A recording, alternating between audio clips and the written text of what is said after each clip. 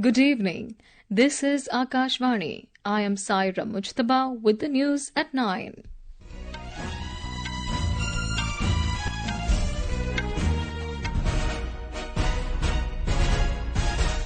The headlines. India extends support of $400 million and a bilateral currency swap of 3,000 crore rupees to Maldives. Defence Minister Rajnath Singh calls for new and innovative technological development in the country to address future threats. All preparations in place for counting of votes for assembly elections in Jammu and Kashmir and Haryana tomorrow. Nobel Prize in Medicine awarded to scientists Victor Ambros and Ruvkun for discovery of microRNA. An Indian gymnast, Dipa Karmakar, announces retirement. And now the news in detail. India has extended support of $400 million and a bilateral currency swap of 3,000 crore rupees to the Maldives. The support will be instrumental in tackling the ongoing financial challenges faced by the Maldives. The decision in this regard was taken during the delegation-level talks between Prime Minister Narendra Modi and President of Maldives Dr. Mohamed Moizu in New Delhi today. Besides the currency swap agreement, the two countries signed two MOUs, including one on bilateral cooperation in preventing and combating corruption. Two MOUs were also renewed between the two countries on capacity-building programs for Maldivian judicial officers and in the field of sports and youth affairs. In a press statement after holding the talks with Dr. Moizu, Prime Minister Modi said that India and Maldives have adopted a vision for comprehensive economic and maritime security partnership to give strategic direction to their cooperation. Mr. Modi said development partnership is an important pillar of our relations and India has always given priority to the priorities of the people of Maldives, and this year, State Bank of India has rolled over $100 million of treasury bills of Maldives. The Prime Minister said that RuPay card has been launched in Maldives and in the coming time work will be done to connect India and the Maldives with UPI as well. आर्थिक संबंधों को मजबूत करने के लिए हमने free trade agreement पर चर्चा शुरू करने का निर्णय लिया। लोकल करेंसी में ट्रेड सेटलमेंट पर भी काम किया जाएगा। कुछ दिन पहले मालदीव में रूपे कार्ड लॉन्च किया गया है। आने वाले समय में भारत और मालदीव को यूपीआई से भी जोड़ने के लिए काम किया जाएगा। In his statement, President of Maldives, Dr. Mohamed Moizu, said he and Prime Minister Modi held extensive discussions taking stock of their successful development journey together and charting the path of future collaborations between the two countries. Dr. Moizu said that he is thankful to the Indian government's decision to provide support to the Maldives. I am thankful for the Indian government's decision to provide support in the form of 30 billion Indian rupees in addition to $400 million bilateral currency swap agreement, which will be instrumental in addressing the foreign exchange issues we are facing right now. Vice President Jagdeep Dhankar today met the President of Maldives, Dr. Mohamed Moizu. During the meeting, both the leaders agreed that the vision document adopted today will act as a framework for deepening bilateral ties between the two countries. BJP President and Union Minister Jagat Prakash Nadda today met President of Maldives Dr. Mohamed Moizu in New Delhi as part of the No BJP initiative. During the meeting, both leaders acknowledged the substantial progress in India-Maldives bilateral relations over the last decade. Defence Minister Rajnath Singh today called for new and innovative technological development in the country to address future threats. Inaugurating the Deaf Connect 4.0 in Delhi today, he said that the government is committed to fully assist both public and private sectors to achieve the goal of a strong and self-reliant defence sector.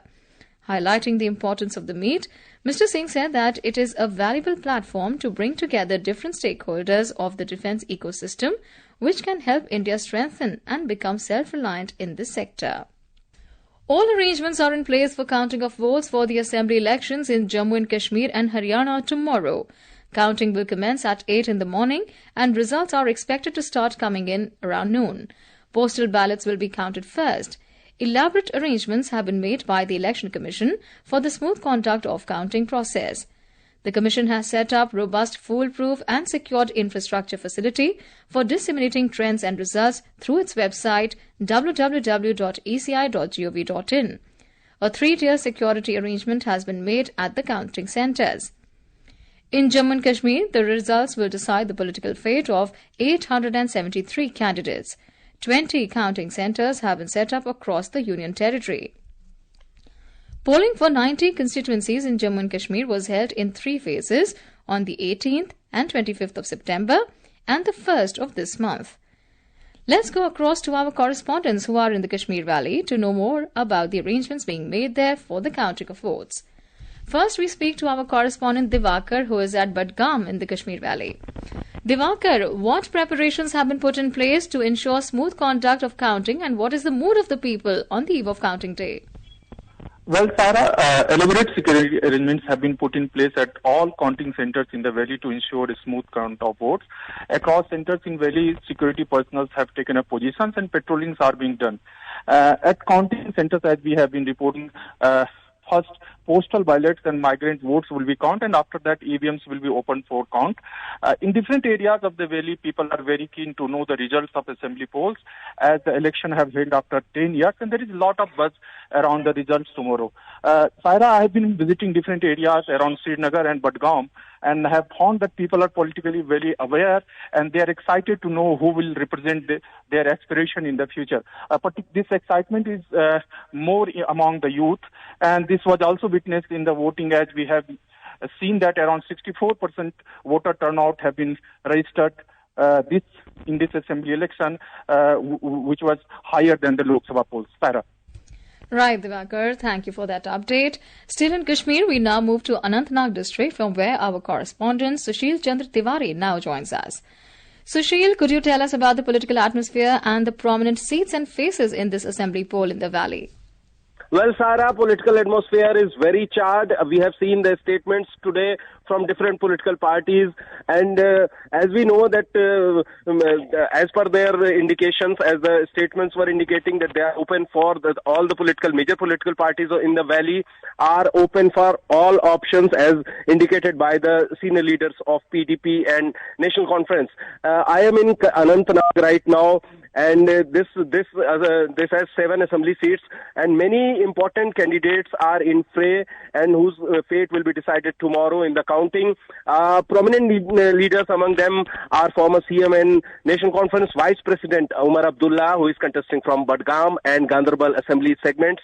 Sajjad Ghani Lone of People's Conference, who is contesting from Handwara and Kupwara seats. And the Congress President, State President Tariq Hamid Karra, who is contesting from Batmalu. Other notable contestants are AICC General Secretary Ghulam Ahmad Mir from Duru, and PDP leader Wahid Para, and most prominent name is Iltiza Mufti, who is daughter of Mehbooba Mufti, who is contesting from Bij Behra. Right. Sarah? Right. Thank you, Sushil. Moving on to Haryana, where 90 centres have been set up across 22 districts for counting of votes for 90-member assembly. Tomorrow's result will decide the political fate of 1,031 candidates. For more updates now, we go over to our correspondent Anupam, who now joins us from Rohtak. Anupam, what preparations have been made for the important day tomorrow? Elaborate arrangements are there in place, Sarah, for the Haryana Assembly polls counting of votes. And the counting will begin with postal ballots. And after counting of postal ballots, the votes cast through the EVM will be counted. The initial trends from the counting centers is expected by noon. Haryana had recorded 67.9% voting on Saturday, while the ruling BJP is hopeful to retain power for a third consecutive term. Congress is trying for a comeback after a decade-long hiatus. INLD, BSP combined and JJP-ASP alliance are hopeful of giving a good fight and playing an important role in government formation. Saira. Thank you, Anupam. Another correspondent, Sakhlen, has now joined us live from Ribari. Sakhlen, who are the prominent candidates in the fray whose political fate will be decided tomorrow? Well, Sarah, tomorrow the political fate of some prominent leaders of Haryana will be decided. Some of them are Naib Singh Saini, who is currently the Chief Minister and contesting from Ladwa Assembly seat on BJP ticket. Former Chief Minister and senior Congress leader Bhupinder Singh Hooda is also a big face in Haryana politics. He is contesting from Gadhi Sapla Kiloi constituency. Anil Vij is a cabinet minister and fighting from Ambala Cant. Vinesh Phogat, who is starting her political journey and contesting from Dulana seat. Former Haryana Deputy Chief Minister Dushyant Chautala is contesting from Uchana Kala, and Savitri Jindal is in the electoral battle from Hisar Assembly constituency. Saira. Right. Thank you, Satlan, for that update. This is Akashvani giving you the news. For quick news updates round the clock, follow us on our X handle at AIR News Alerts. Lok Nirnay. Assembly election results of Jammu and Kashmir and Haryana. Tomorrow, 8th October 2024. Our correspondents on the ground will bring the latest developments for you. For in-depth analysis by the experts and latest update of vote counting. Tune into Akashvani Gold along with the additional frequencies of Akashvani. Tomorrow from 9 a.m. onwards. Lok Nirnay.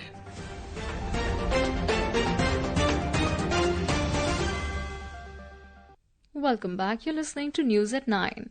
President Draupadi Murmu will confer the 70th National Film Awards for the year 2022 in New Delhi tomorrow.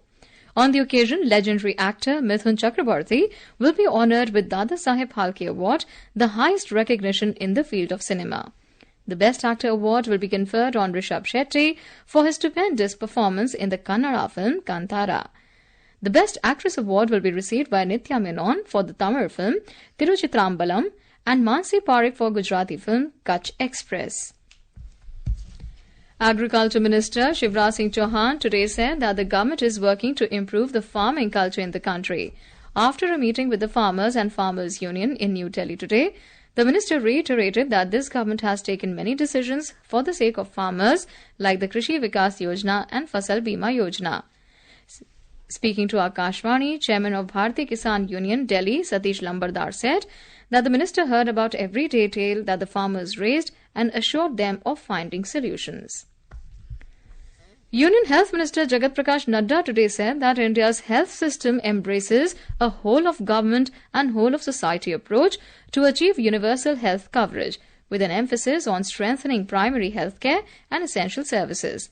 Addressing the 77th session of the World Health Organization Southeast Asia region, Mr. Nadda said that the government's Ayushman Bharat Pradhan Mantri Jan Arogya Yojana has covered over 120 million families and provided an annual hospitalization benefit of $6,000 per family. The Nobel Prize in Physiology or Medicine for the year 2024 has been awarded to scientists Victor Ambros and Gary Ruvkun for the discovery of microRNA and its role in post-transcriptional gene regulation. MicroRNA is a fundamental principle governing how gene activity is regulated. Announcing the decision, the Nobel Assembly of Sweden's Karolinska Institute, a research-led medical university in Stockholm, stated that the discovery made by these two scientists has proven to be fundamentally important for understanding how organisms develop and function. The winners will receive a sum of $1.1 million. The 2024 Nobel Prize in Physics will be announced tomorrow, followed by the Chemistry Prize on Wednesday. Indian gymnast Dipa Karmakar has announced retirement from professional competition. After giving 25 years to the sport, Deepa, a prominent and celebrated figure in the world of gymnastics, decided to take a step back due to the physical demands of the sport on her body. In a social media post, Deepa shared that she took the decision to retire from competitive gymnastics after much thought and reflection. And now, before we end the bulletin, the headlines once again. India extends support of $400 million and a bilateral currency swap of 3,000 crore rupees to Maldives. Defence Minister Rajnath Singh calls for new and innovative technological development in the country to address future threats. All preparations in place for counting of votes for assembly elections in Jammu and Kashmir and Haryana tomorrow. Nobel Prize in Medicine awarded to scientists Victor Ambros and Gary Ruvkun for discovery of microRNA. And Indian gymnast Dipa Karmakar announces retirement. That's all in the news at 9. Good